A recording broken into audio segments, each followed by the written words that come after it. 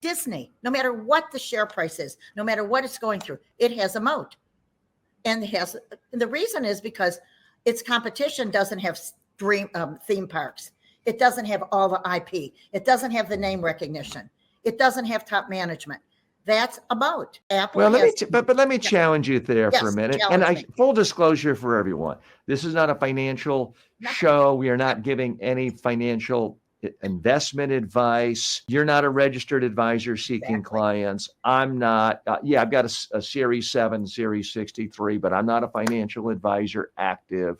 No one's trying to raise money or sell any securities on this show today. But let's just look at Apple. I mean, I have significant holdings in Apple in my index funds, but they have competition all over the place. Other people are trying to sell phones. Android is competing with them every day.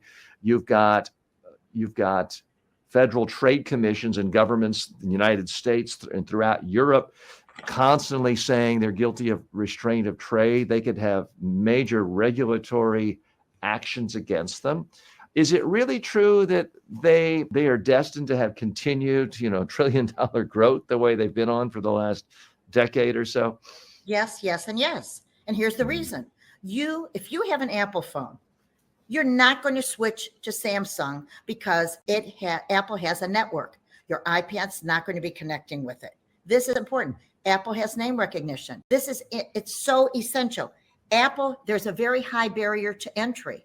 So what that means is you're going to have to do a lot of switching. It's going to be a lot of work to go from Apple to competition. Now, granted, my daughter has a Samsung because that's what her company has given her, and she thinks that's as good as anything else, and that's terrific. The point is, it has intangible assets. How much intellectual property does this have? The key is there are certain stocks that have wide moats, and the only reason I say it means it's wide.